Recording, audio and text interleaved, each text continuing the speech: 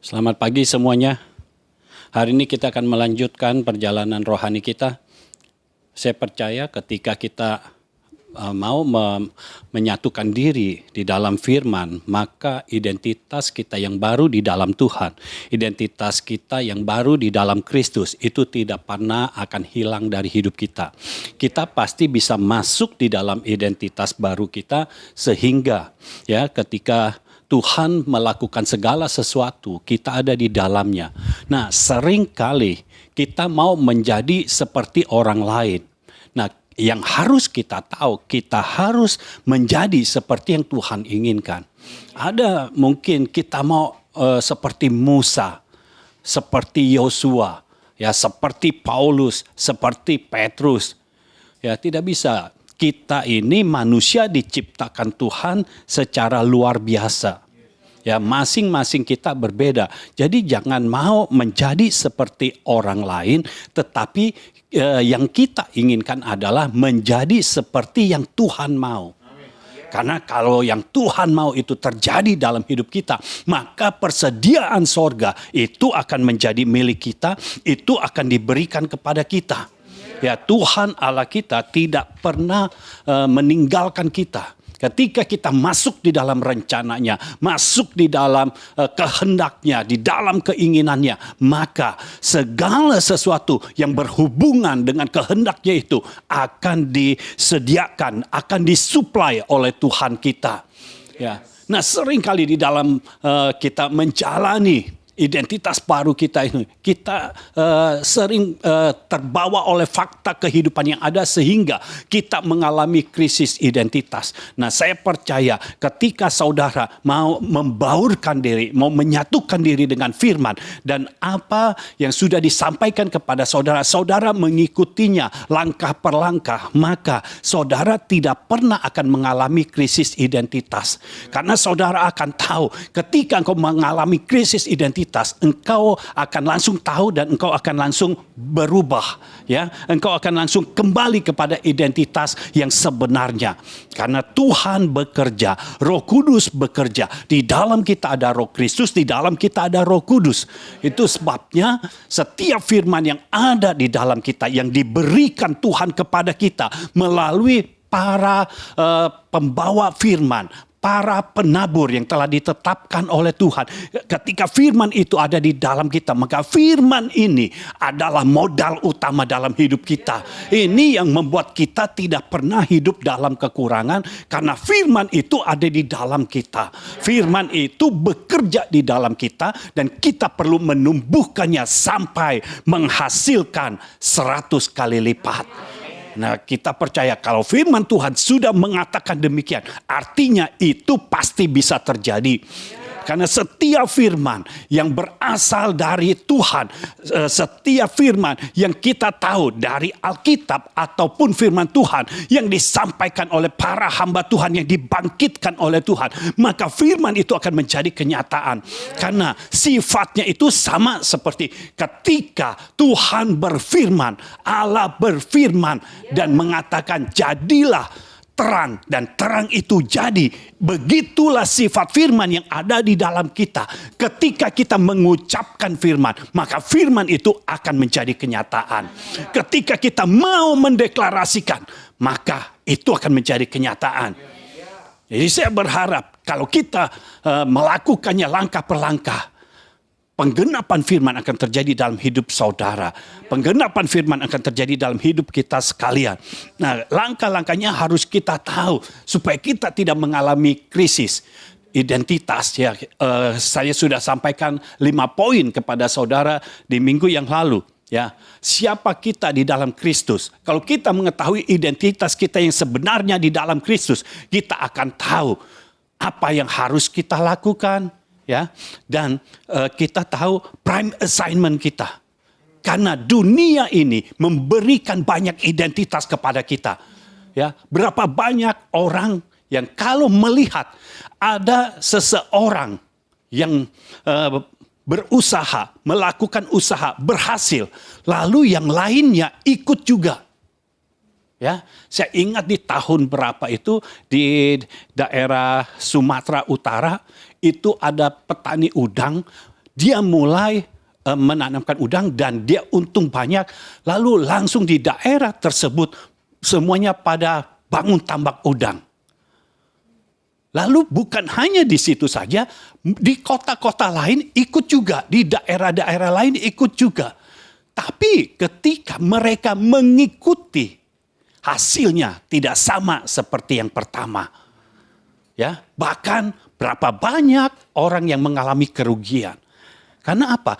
Kalau Tuhan tidak memberikan kita identitas di situ, jangan kita masuk ke situ. Ya. Nah, kita harus tahu identitas kita di dalam Kristus. Bukan identitas kita yang dari dunia ini. Kita mau identitas yang berasal dari sorga. Karena kita sebenarnya adalah warga negara kerajaan sorga. Sejak Yesus menebus kita, ya, menebus dosa kita, maka kita menjadi warga negara kerajaan sorga. Itu sebabnya apa yang Tuhan mau dalam hidup kita, itulah yang kita lakukan. Cari identitasmu di dalam hadirat Tuhan, maka engkau akan mengetahuinya. Ketika engkau mengetahuinya, maka pengalaman hidupmu akan berubah. Ya. Lalu yang kedua, di mana kita berada? Kita harus tahu posisi kita ada di mana. Walaupun secara lahiriah kita tahu kita tidak boleh jauh dari pusat kegerakan, tetapi secara roh kita harus tahu posisi roh kita itu ada di mana. Nah, posisi kita harus menjadi tempat perhentian Tuhan. Ya, jadi kita berada di mana? Ini bukan masalah tempat secara lahiriah, tetapi ini masalah posisi rohani kita. Kembangkan terus posisi kita, kapasitas kita dikembangkan terus sehingga posisi kita terus naik. Dan ketika posisi kita di dalam roh terus naik, maka Tuhan akan menetapkan hidup kita menjadi tempat perhentiannya. Artinya apa? Di mana kita berada, di situ Tuhan bisa bekerja. Karena Tuhan ada bersama-sama dengan kita. Ya, sehingga kerajaan Allah yang nun jauh di sana itu menjadi dekat karena kita berfungsi sebagai kerajaan Allah. Kita berfungsi sebagai orang yang menanamkan hadirat Allah. Ya, yang membuat hadirat Allah, yang menghadirkan hadirat Allah di tengah-tengah keberadaan orang-orang yang ada di sekitar kita. Sehingga orang bisa tahu, oh, kerajaan Allah itu benar-benar ada. Ini kerajaan yang tidak tergoncangkan. Karena di dunia ini, semua kerajaan dalam bentuk apapun pasti terguncang. Tetapi hanya orang yang hidup dalam kerajaan Allah berada dalam kerajaan yang tidak tergoncangkan. Ya. Yang ketiga, apa yang kita lihat? Nah, kalau kita melihat, ya, mata kita sering melihat fakta, maka itu bisa terekam dan masuk di dalam hati kita dan masuk di dalam pikiran kita. Jadi apa yang kita lihat dan apa yang kita dengar itu sama. Kalau kita melihat, kalau kita mendengar fakta dunia ini, maka itu akan masuk dalam hati kita, lalu masuk dalam pikiran kita, kemudian akan dikeluarkan dalam perkataan dan di dalam tindakan. Itu sebabnya saudara ketika mendeklarasikan firman tidak ada kekuatan. Kenapa? Karena di dalam hati dan pikiran adanya fakta dunia, bukan firman. Seharusnya di dalam hati kita, di dalam pikiran kita harus ada firman. Sehingga ketika kita berkata-kata, yang kita katakan adalah firman. Dan kita punya kekuatan roh untuk kita mendeklarasikan firman itu menjadi kenyataan. Ya. Itu sebabnya ada dua orang yang berjalan ke Emmaus. Karena dia melihat fakta. Faktanya Yesus itu tidak menjadi raja. Faktanya Yesus itu ditangkap, disalibkan, dan mati. Buat mereka mati adalah akhir. Tapi ingat, perjalanan kita tidak ditentukan oleh kematian. Perjalanan kita akan terus berlanjut. Karena kita akan hidup di dalam kekekalan. Ya. Jadi dua orang yang berjalan ke Emmaus ini, dia melihat fakta. Faktanya setelah Yesus mati, itu bukan bangkit. Faktanya hilang. Buat mereka hilang. Ini yang membuat ketika mereka bercakap-cakap, mukanya muram. Tidak ada sukacita. Karena yang dipercakapkan adalah fakta kehidupan, bukan fakta dari firman. Yang harus kita percakapkan sehari-hari adalah firman. Ketika kita percakapkan firman, maka muka yang muram itu akan berubah. Ya, jangan percakapkan fakta, jangan percakapkan masalah, karena masalah ketika dipercakapkan ini akan semakin besar masalahnya. Padahal belum tentu masalahnya sebesar itu. Tapi kalau kita mempercakapkan firman, maka iman kita yang akan bertambah besar. Kalau iman kepercayaan kita yang bertambah kuat. Dan kalau iman percaya kita kuat, kita menjadi orang yang sangat ditakuti oleh musuh. Yang sangat ditakuti oleh iblis. Kenapa? Karena kalau kita memiliki kekuatan iman, kita memiliki kepercayaan yang kuat terhadap firman, maka iblis tidak bisa mempengaruhi kita. Iblis tidak bisa menyerang kita. Karena di dalam kita ada firman. Dan firman itu membuat iman kita bertumbuh. Ya, jadi saya percaya ketika saudara melakukan segala sesuatu sesuai dengan firman Tuhan, maka saudara akan menjadi orang yang luar biasa. Saudara tidak mudah kecewa. Saudara tidak mudah mukanya muram. Tidak mudah membuat saudara muram. Oh, ini luar biasa, saudara. Tidak mudah membuat muka saudara itu asem. Karena saudara akan berseri-seri terus. Haleluya. Biarpun pakai masker, tetap bisa berseri-seri. Orang pakai masker, lagi muram atau lagi berseri-seri, tetap kelihatan, saudara. Ya. Tuhan akan bekerja di dalam kita. Karena damai sejahtera yang Tuhan berikan kepada kita bukan berasal dari dunia ini, tetapi berasal dari sorga. Sukacita yang Tuhan berikan kepada kita bukan berasal dari dunia ini, tetapi berasal dari sorga. Jadi maksudnya apa? Kalau sukacita dari dunia ini datang kepada kita, itu disesuaikan dengan apa yang kita terima secara fisik. Ketika kita menerima, kita bersukacita. Ketika kita tidak menerima, kita bersedih hati. Mukanya muram. Kalau terjadi segala sesuatu tidak sesuai dengan yang kita harapkan, muka kita muram. Tetapi Tuhan memberikan sukacita yang abadi, yang permanen. Jadi ketika fakta dunia ini membuat hal-hal yang membingungkan, kita tidak bingung. Kita tetap bersukacita karena kita tahu di dalam Tuhan hidup kita dipelihara, hidup kita disertai. Dia Allah kita yang bertanggung jawab atas hidup kita dan dia mengenal siapa milik kepunyaannya. Kalau kita menjadi milik kepunyaannya, kita tenang saja karena apa? Tofan pun diteduhkannya. Tofan pun taat ketika Tuhan berkata, diam. Tenanglah, tenang. Jadi kita juga harus tenang. Ya, kita percaya Tuhan akan bekerja di dalam kita. Nah, kita lanjutkan poin yang keenam. Poin yang keenam yang perlu kita tanyakan dalam hati kita, ya, di dalam diri kita sendiri adalah apa yang kita harapkan. Kembali di Lukas pasal 24, kita akan baca mulai ayat 21. Padahal kami dahulu mengharapkan bahwa dialah yang datang untuk membebaskan bangsa Israel. Tetapi sementara itu telah lewat 3 hari sejak semuanya itu terjadi. Tetapi beberapa perempuan dari kalangan kami telah mengejutkan kami pagi-pagi buta. Mereka telah pergi ke kubur dan tidak menemukan mayatnya. Lalu mereka datang dengan berita bahwa telah kelihatan kepada mereka malaikat-malaikat yang mengatakan bahwa ia hidup. Jadi saudara, dari ayat 21 ini kita tahu mereka mengharapkan Yesus datang untuk membebaskan bangsa Israel. Yesus datang menjadi raja atas Israel sehingga mereka yang berada di bawah penjajahan Roma itu menjadi terbebas. Israel menjadi merdeka. Itu harapan mereka. Tapi ingat, itu harapan atau keinginan mereka sendiri. Ini harapan yang berbeda dengan harapan Tuhan. Kita tidak bisa memakai harapan kita karena harapan kita itu terlalu kecil. Mereka mau Yesus itu menjadi raja atas Israel. Karena Tuhan punya pengharapan, punya keinginan Yesus itu menjadi raja atas bangsa-bangsa. bukan hanya Israel. Nah, kalau kita baca dari kitab Efesus 1 ayat yang ke-18,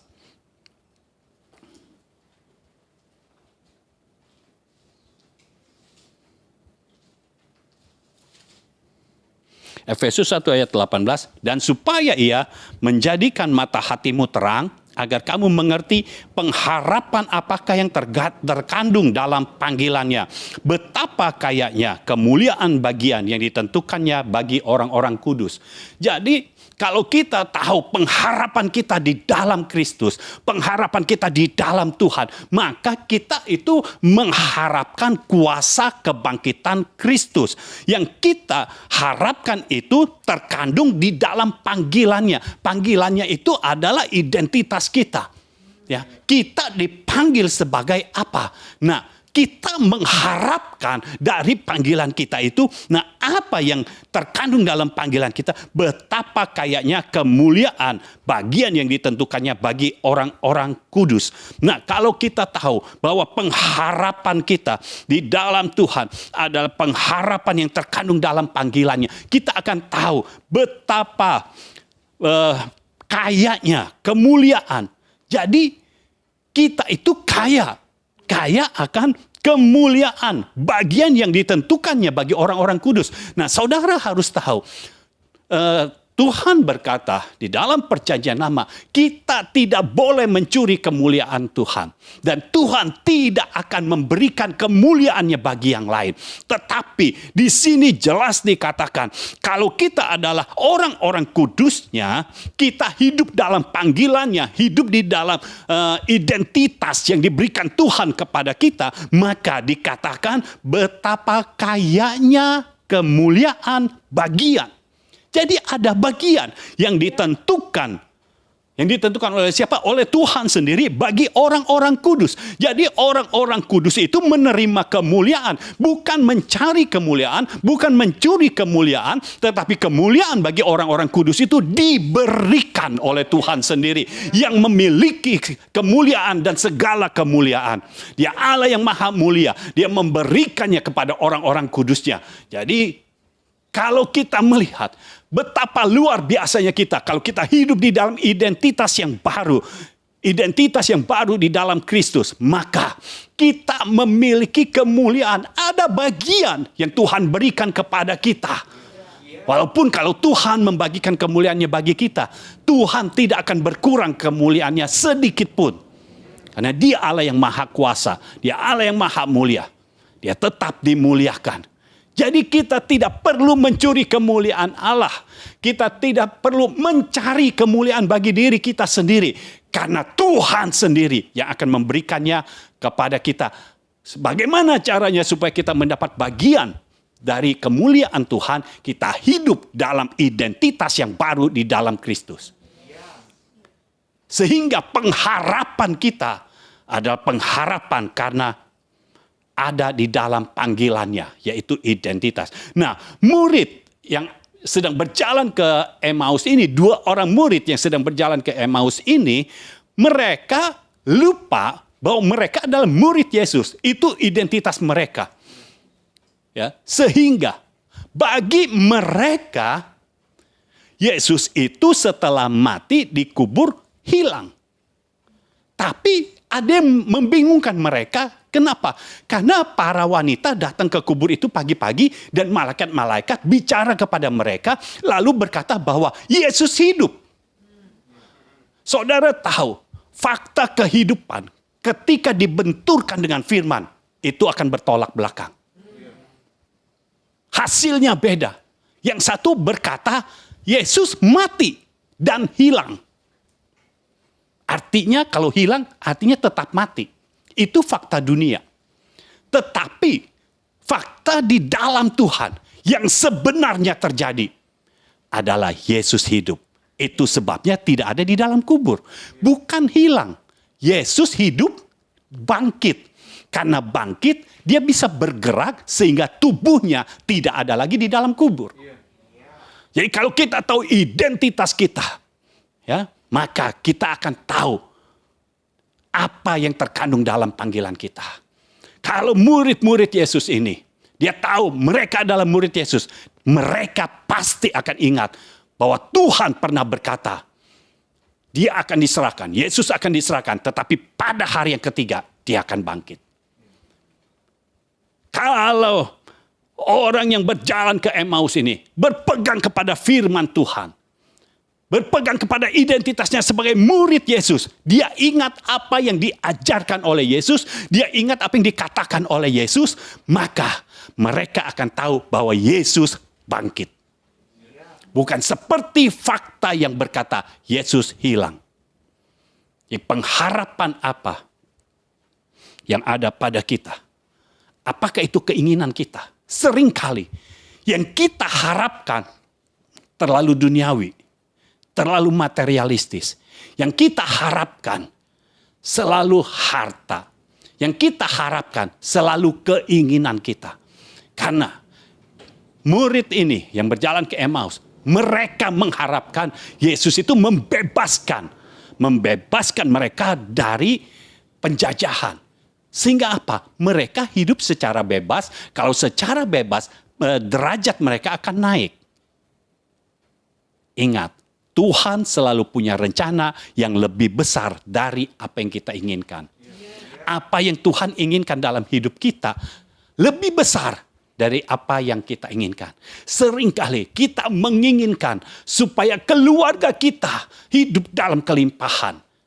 Tapi Tuhan tidak mau seperti itu. Tuhan justru mau kalau kita hidup dalam kelimpahan, kita memberkati orang lain sehingga orang lain pun hidup dalam kelimpahan. Jadi bukan hanya satu keluarga, tapi banyak keluarga. Tuhan mau memakai kita. Seringkali kita berpikir hanya untuk diri kita sendiri. Apa yang kita harapkan menentukan apakah kita muram atau tidak. Kalau kita mengharapkan yang berasal dari Tuhan, damai sejahtera dari Tuhan akan datang dalam hidup kita. Poin yang ketujuh, apa yang kita percayai? Ayat 25 dari Lukas 24.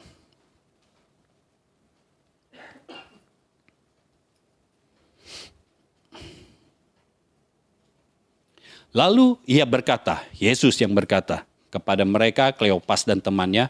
Lalu ia berkata kepada mereka, hai kamu orang bodoh, betapa lambannya hatimu sehingga kamu tidak percaya segala sesuatu yang telah dikatakan para nabi. Bukankah Mesias harus menderita semuanya itu untuk masuk dalam kemuliaannya? Ini yang Yesus katakan. Hai kamu orang bodoh. Jadi saudara, ketika kita percaya kepada fakta, kita termasuk orang bodoh.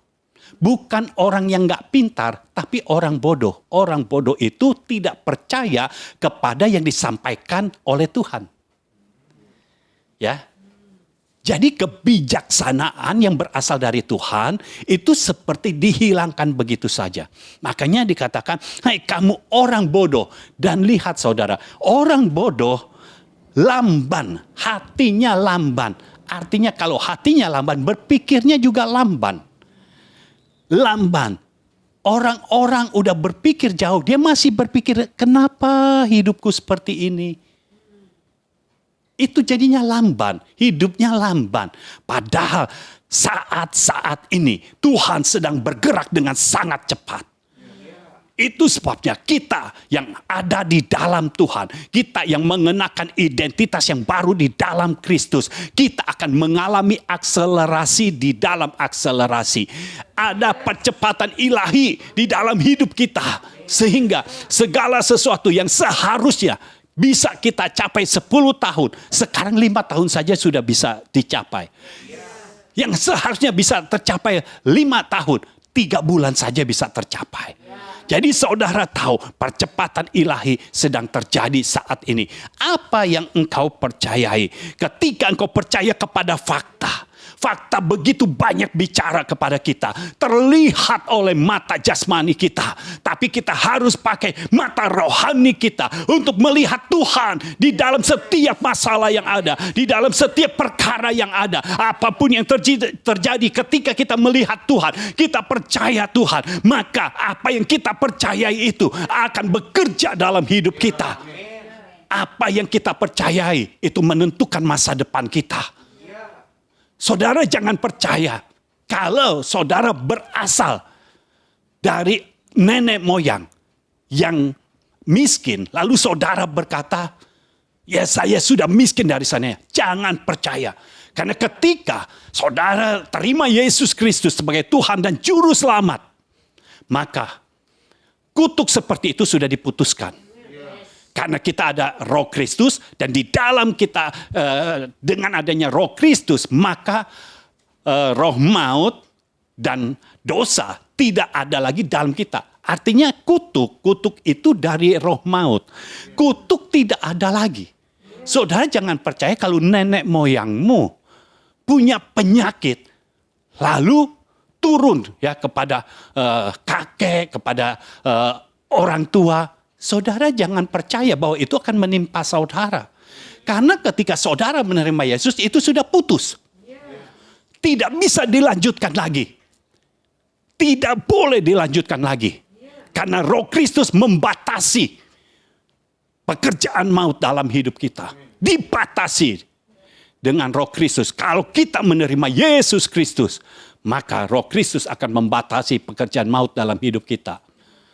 Roh Kristus akan membatasi roh dosa, perbuatan dosa dalam hidup kita akan dibatasi. Satu-satunya yang bisa membatalkan adalah kepercayaanmu. Kalau engkau tidak percaya kepada Tuhan, maka maut dan dosa akan bekerja dengan leluasa di dalam hidupmu. Tapi kalau engkau percaya kepada Yesus, percaya kepada Tuhan, maka Tuhan akan bekerja di dalam hidupmu. Sehingga engkau tidak lamban lagi.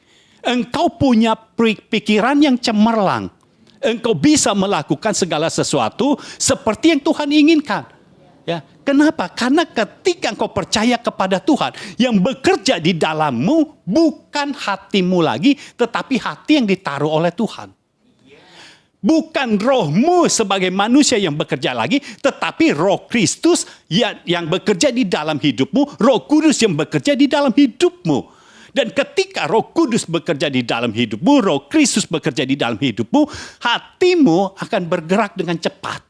Dan ketika hatimu bergerak dengan cepat, maka pikiranmu akan bergerak dengan cepat juga.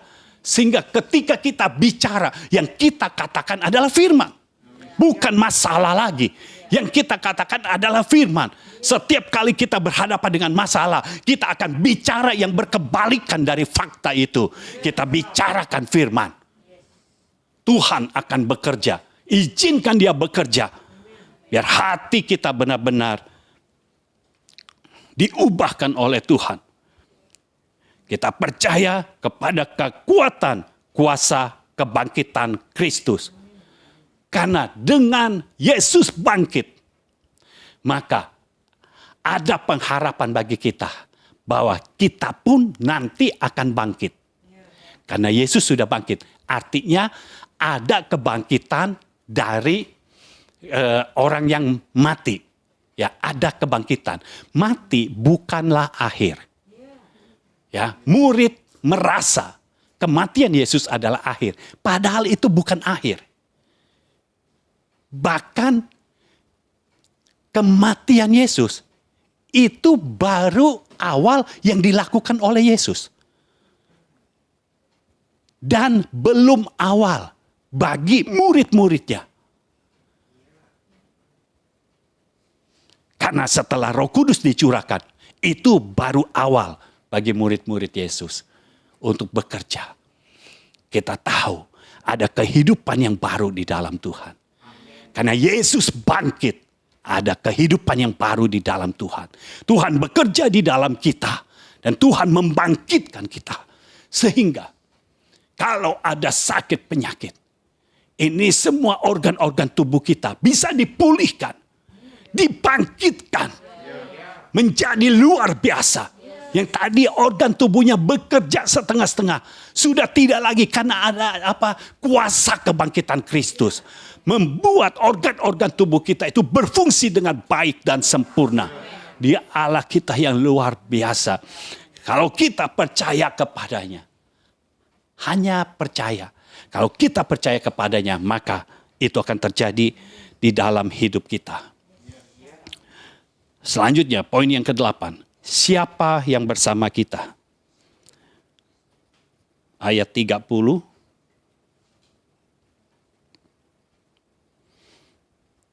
Waktu ia duduk makan dengan mereka, ia mengambil roti, mengucap berkat, lalu memecah-mecahkannya dan memberikannya kepada mereka.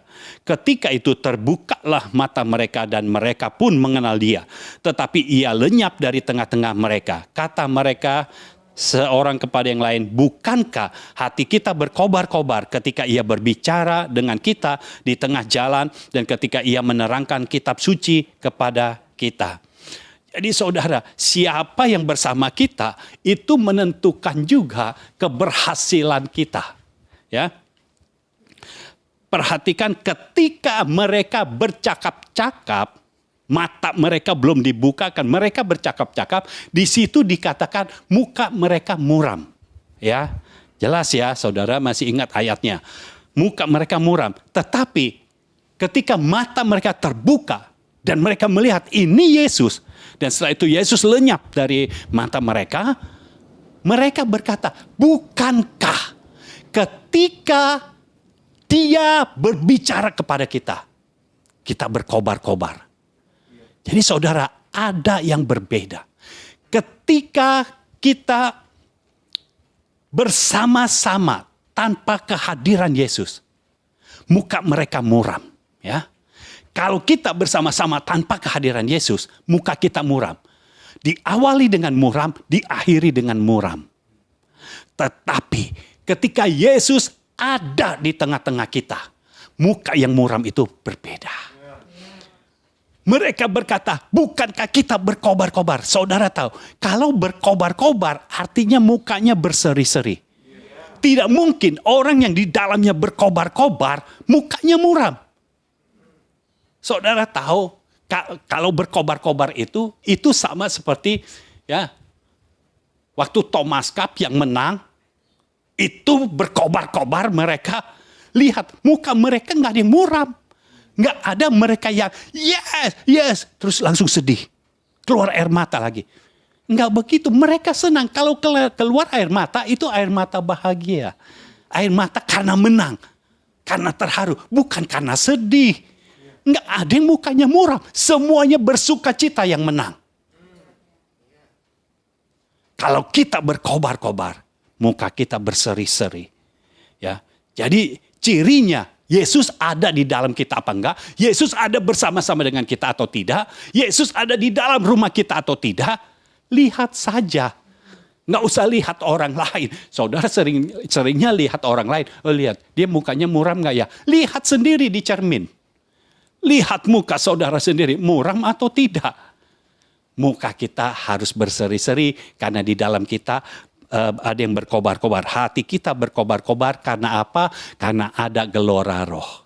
Saya percaya ketika saudara merasakan kehadiran Tuhan, gelora roh itu ada di dalam hatimu. Sehingga hatimu berkobar-kobar.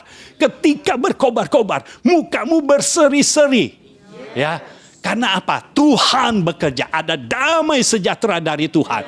Karena ketika Yesus hadir, artinya di situ ada damai sejahteranya, ada kuasanya, ada kasihnya. Semua yang ada pada Yesus itu ada di dalam kita. Itu sebabnya kita jadi berkobar-kobar, kita jadi berseri-seri. Tidak muram lagi. Ayo tinggalkan muka yang muram. Ayo kita kenakan muka yang sebenarnya, yaitu muka yang berseri-seri. Muka yang bersinar. Ingat, Yesus ketika ada di gunung, ya, Petrus diajak, Petrus, Yohanes dan Yakobus diajak ke gunung, lalu ketika mereka melihat Yesus, ada dua orang lagi, yaitu ada Musa dan Elia. Nah, yang mereka lihat, muka Yesus itu bersinar. Yesus adalah yang sulung. Kalau kita sama adalah anak-anak Allah, seharusnya yang kita keluarkan adalah muka yang bersinar. Sinar itu berasal dari Tuhan, sinar kemuliaan. Tidak bisa kita buat-buat, kita bikin muka bersinar. Nggak bisa saudara. Tapi kita bisa buat muka kita berseri. Muka kita berseri karena di dalam kita berkobar-kobar. Di dalam kita berkobar-kobar karena ada gelora roh. Gelora roh itu ada karena ada kehadiran Yesus. Haleluya. Saya berharap ini membuat saudara menjadi jelas. Lalu perhatikan dalam Efesus 1 ayat 22. Ya. Efesus 1 ayat 22. Dan segala sesuatu telah diletakkannya di bawah kaki Kristus. Dan dia telah diberikannya kepada jemaat sebagai kepala dari segala yang ada. Jemaat yang adalah tubuhnya, yaitu kepenuhan dia yang memenuhi semua dan segala sesuatu. Jadi Yesus diberikan kepada kita sebagai kepala. Dan kita adalah tubuhnya. Oh haleluya. Kepala dan tubuh selalu menyatu. Karena kalau kepala tidak menyatu akan sama seperti Goliat yang dipenggal oleh Daud. Artinya binasa. Itu sebabnya kalau kita tanpa ada Yesus, kita seperti orang yang sudah binasa. Tapi Yesus ada di dalam kita, kita itu menjadi tubuhnya. Yesus kepala. Jadi apa yang dimiliki oleh Yesus, kita miliki juga. Nah, Yesus berkata bahwa dia menjadi kepala dan segala sesuatu itu diletakkan di bawah kaki Kristus. Kalau kita adalah tubuh, artinya kaki termasuk kita enggak?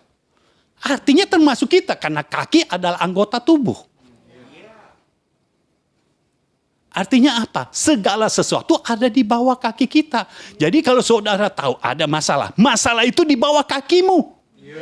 Jangan dipindahkan jadi ke atas.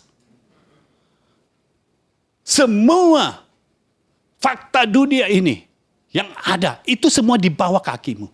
Karena kepada Yesus diberikan nama di atas segala nama.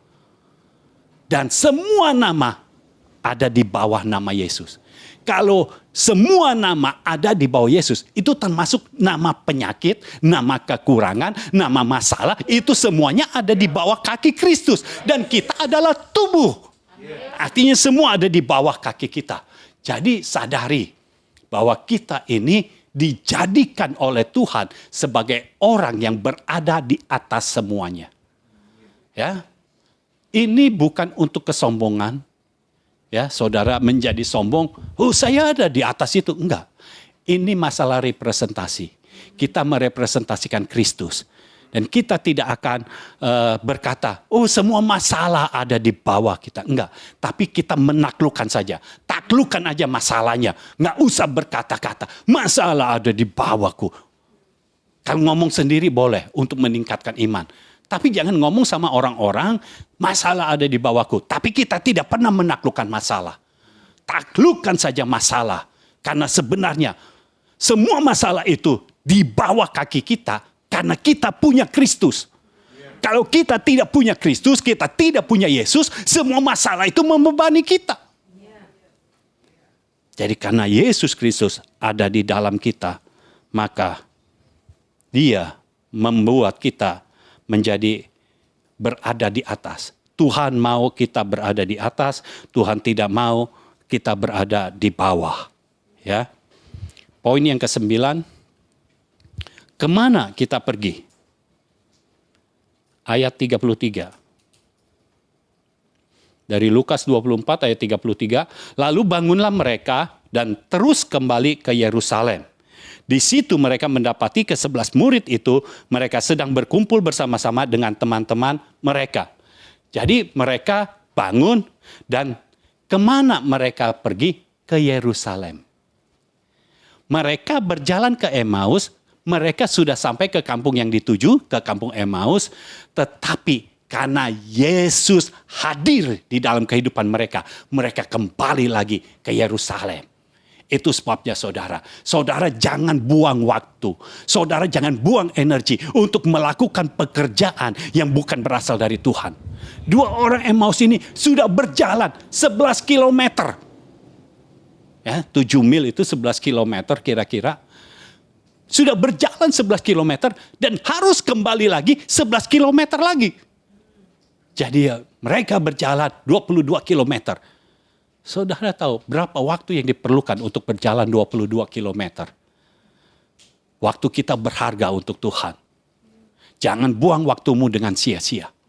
Jangan buang energimu dengan sia-sia.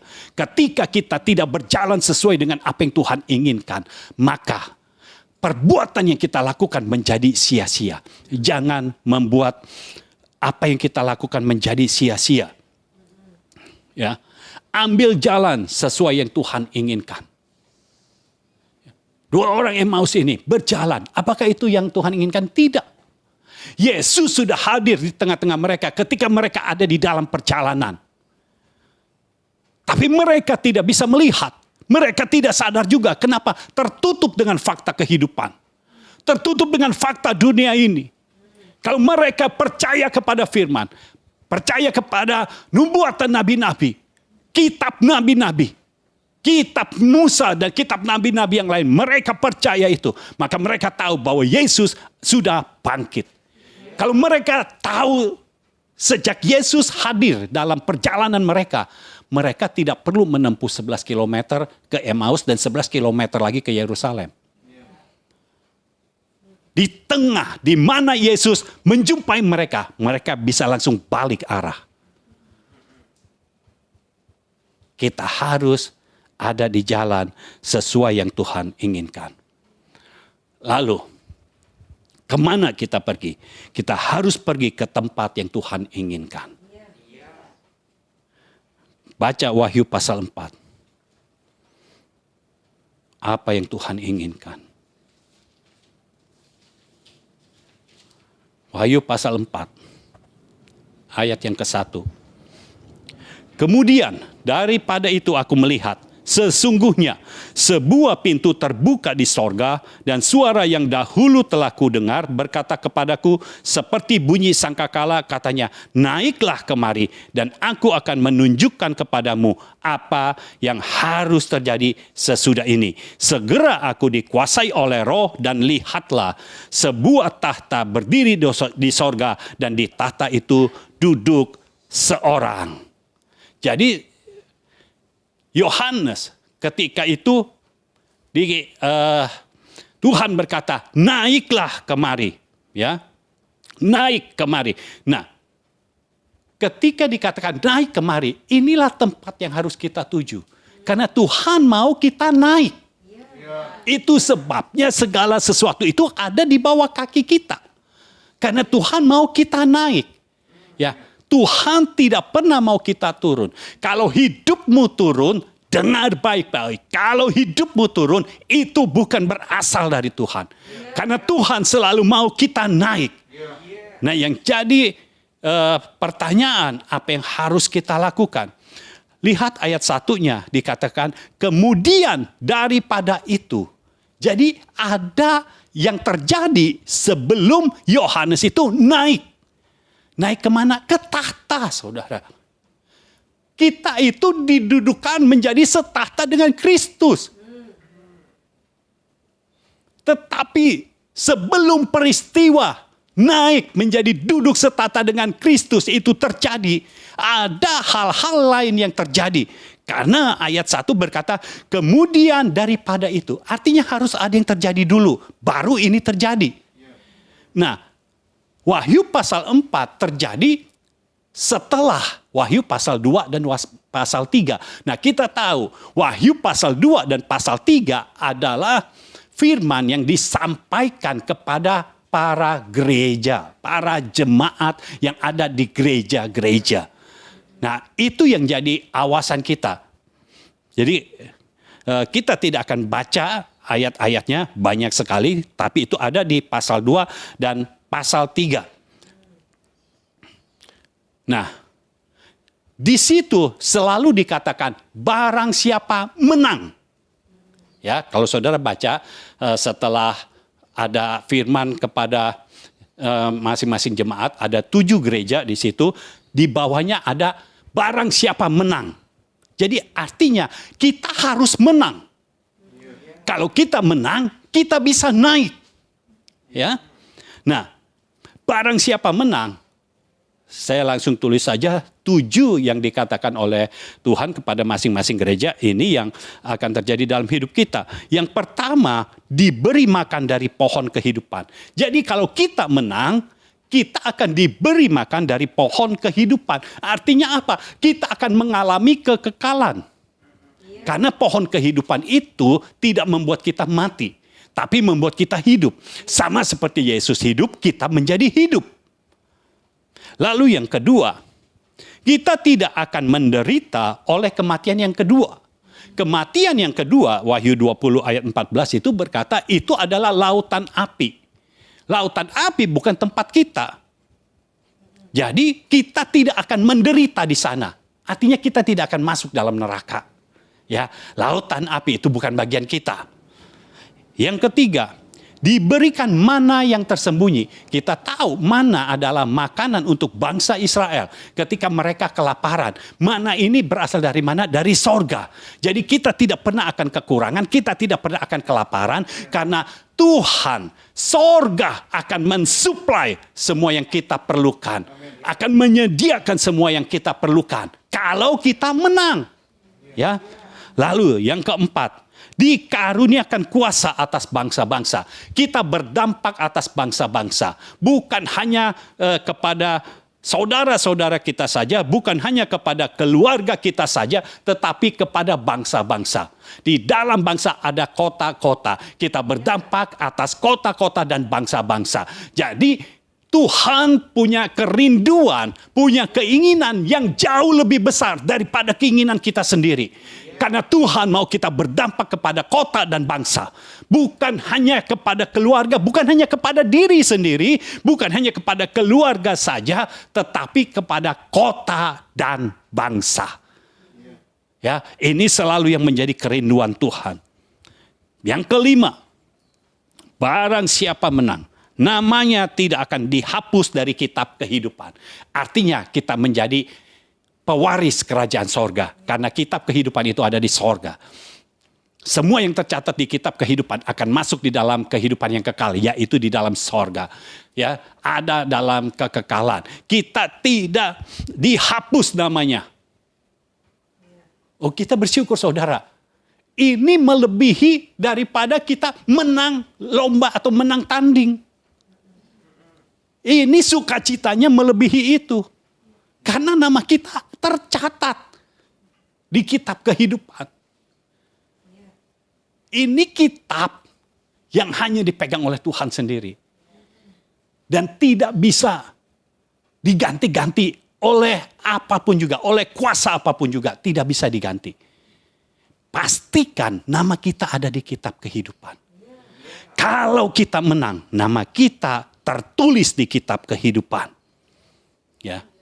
Poin yang keenam, saya berharap saudara nanti setelah firman Tuhan ini selesai, saudara bisa membaca Wahyu pasal 2 dan Wahyu pasal 3.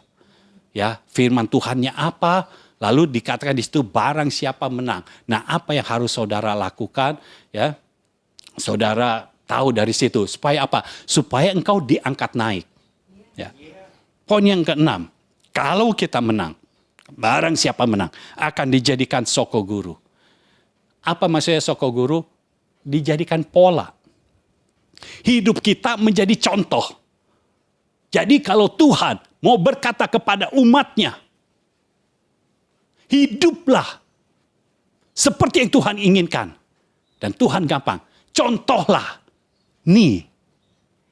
Ya, contohlah. Nah, nama saudara ada di situ. Contohlah nih si ini. Contohlah si A, contohlah si B. Itu maksudnya hidup menurut keinginan Tuhan, hidup di dalam roh, hidup dalam kehendak Tuhan. Jadi kita dijadikan contoh, kita dijadikan pola. Dan kalau kita dijadikan pola, artinya akan terjadi multiplikasi. Haleluya. Karena sebuah pola tidak akan tetap menjadi pola. Sebuah pola akan menduplikasi.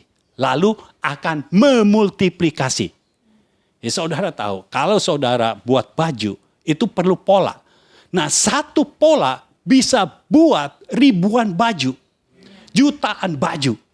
Dengan pola yang sama. Ya, jadinya bajunya sama semua. Polanya pasti sama. Tidak mungkin. Kalau polanya sama, bajunya jadinya beda-beda. Tidak mungkin.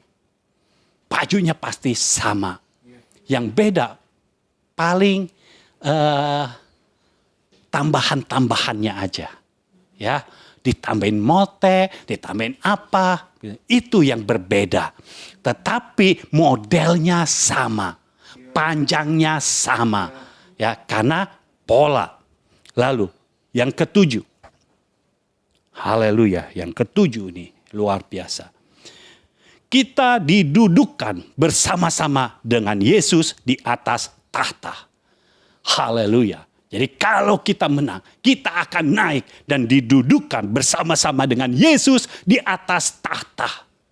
Ketika kita berada di atas tahta, maka sudut pandang kita tidak sama lagi. Sudut pandang kita akan sesuai dengan sudut pandang Tuhan. Karena kita berada bersama-sama dengan Yesus. Kita ada sehingga sudut pandangnya sama. Sudut pandang bukan dari dunia ini, tapi sudut pandang yang berasal dari sorga.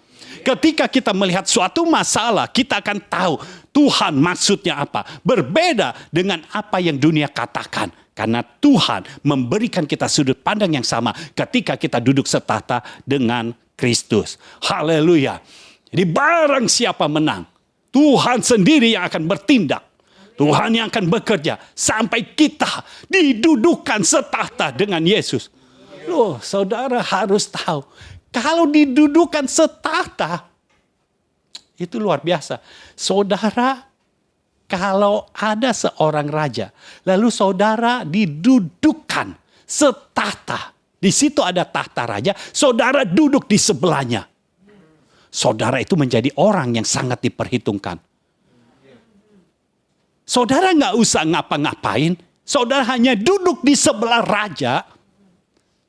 Orang yang melihat saudara tidak akan berani. Ketika saudara keluar dari kerajaan itu, orang yang mengetahui saudara pernah duduk di sebelah raja, mereka tidak akan berani. Ketika mau mengusik, mereka lihat dulu. Kalau ada yang mau merampok, mereka lihat, ini jangan dirampok. Ini urusannya sama raja. Dia duduk di sebelah raja. Setahta dengan raja. Apalagi saudara, kita duduk setahta dengan Yesus, raja di atas segala raja. Semua makhluk bisa melihat. Kalau kita hanya duduk di sebelah raja, hanya orang yang melihat berita itu bisa melihat kita.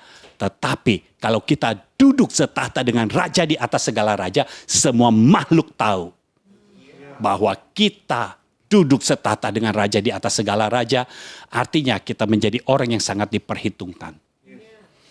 Bukan kita yang akan mengalami kekalahan, kita yang akan mengalami kemenangan. Karena Tuhan telah memberikan kita kemenangan. Dan hidup kita akan berawal dari kemenangan dan berakhir dengan kemenangan.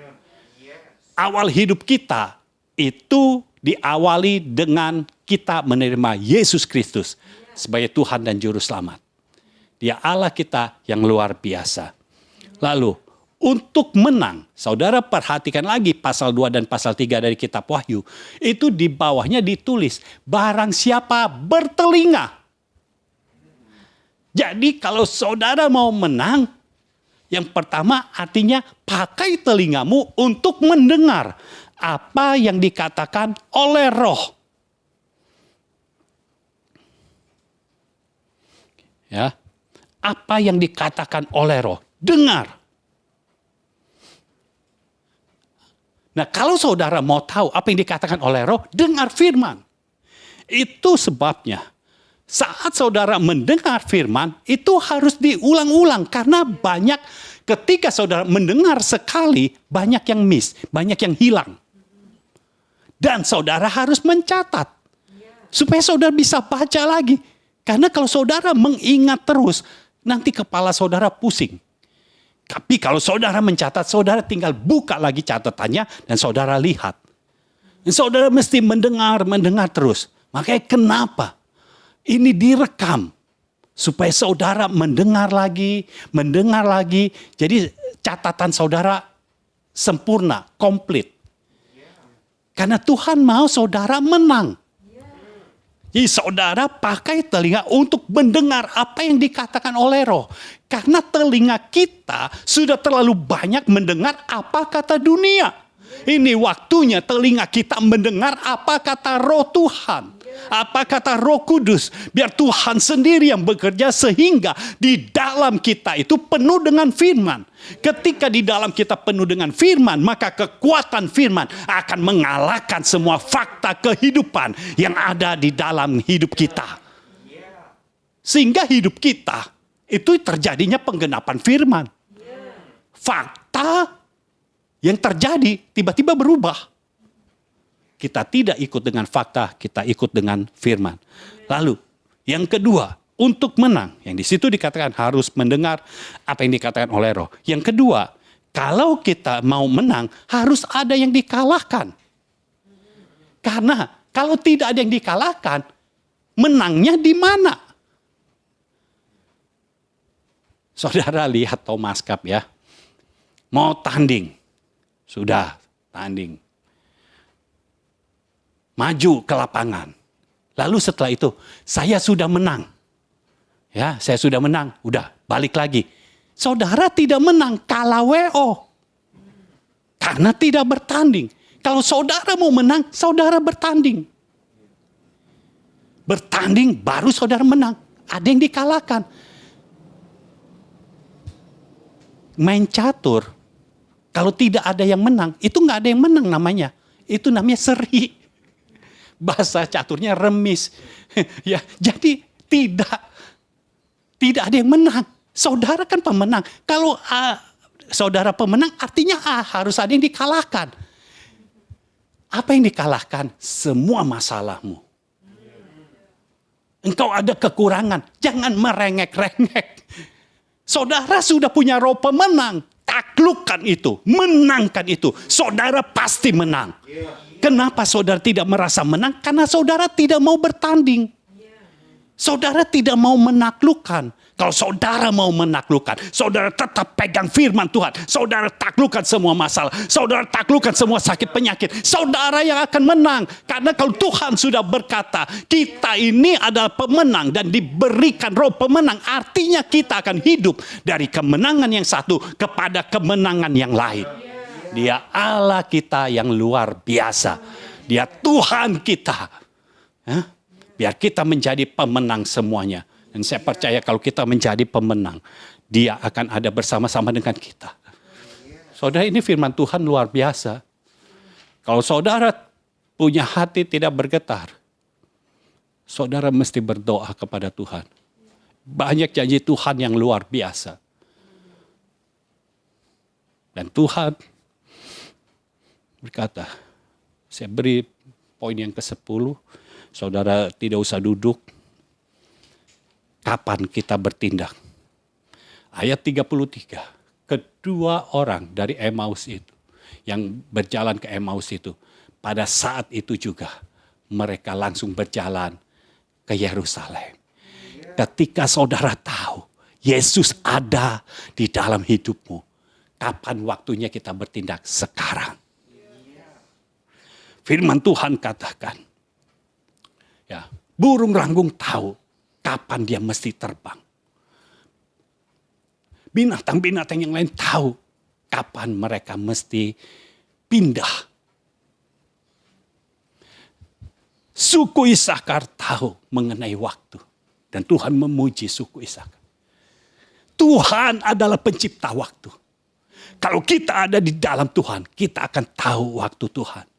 Dan saya mau katakan kepada saudara, sekarang adalah waktunya Tuhan untuk kita hidup sebagai pemenang. Itu sebabnya kalau ada masalah sedikit, jangan menangis, jangan down. Itu masalah harus ada untuk saudara kalahkan sehingga saudara tampil sebagai pemenang.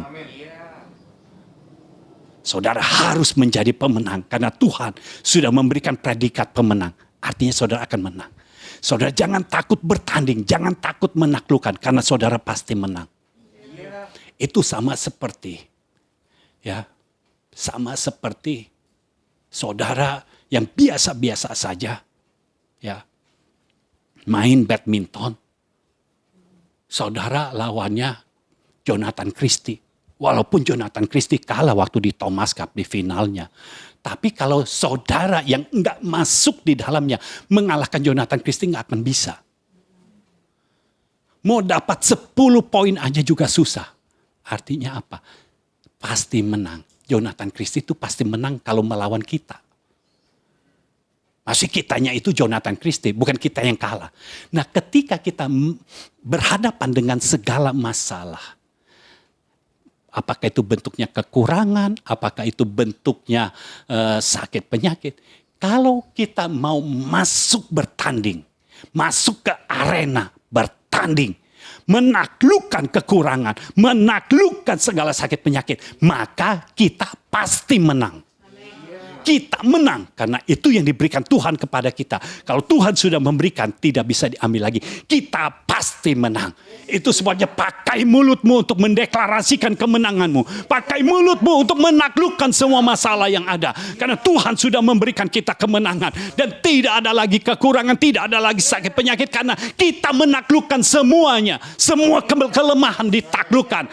Semua roh kemiskinan ditaklukkan. Tidak ada lagi roh dosa, tidak ada lagi roh maut. Yang ada di dalam kita adalah roh Kristus dan roh kudus. Sehingga kita bisa hidup bagi Tuhan. Duduk setahta dengan Yesus Kristus. Kita punya hidup yang begitu luar biasa di dalam Tuhan. Jangan lewatkan ini. Ayo tampil sebagai pemenang. Kalau kita sudah menang, maka kita akan menerima mahkota abadi yang berasal dari Tuhan. Mahkota yang berasal dari sorga. Karena Tuhan sudah mengambil mahkota duri yang seharusnya buat kita. Sudah diambil oleh Yesus. Yesus dipakaikan mahkota duri. Sehingga yang kita terima adalah mahkota yang berasal dari Tuhan. Mahkota yang berasal dari sorga. Haleluya. Tundukkan kepalamu berdoa. Haleluya. Haleluya. Saya percaya Tuhan sedang bekerja di tengah-tengahmu. Menjamah hatimu. Menjamah hatimu. Saat ini di dalam nama Yesus. Tuhan bekerja menjamah hatimu. Dan Tuhan bekerja. Memberikan kekuatan kepadamu. Untuk terus tampil sebagai pemenang. Engkau punya kekuatan untuk menaklukkan semua musuh-musuhmu. Haleluya. Apa yang Tuhan sudah beri. Tidak pernah akan diambil. Engkau tetap akan menjadi pemenang. Ikuti semua yang sudah disampaikan pada hari ini. Dan saya percaya engkau akan tampil sebagai pemenang. Engkau tidak pernah kalah lagi. Karena Tuhan ada bersama-sama dengan kita. Haleluya. Bapa, kami mengucap syukur untuk firman-Mu. Terima kasih untuk hari ini. Terima kasih untuk firman yang telah Engkau berikan kepada kami. Terima kasih untuk semua janji-Mu. Terima kasih Engkau mau mencatat kami di kitab kehidupan. Terima kasih Engkau mau mendudukan kami setahta dengan Kristus. Terima kasih Tuhan. Kau bekerja terus dalam kehidupan kami sampai kami menuntaskan semua tugas yang Kau berikan dalam hidup kami. Terima kasih Bapa. Kami mengucap syukur kepadamu di dalam nama Tuhan Yesus Kristus. Amin. Amin. Amin.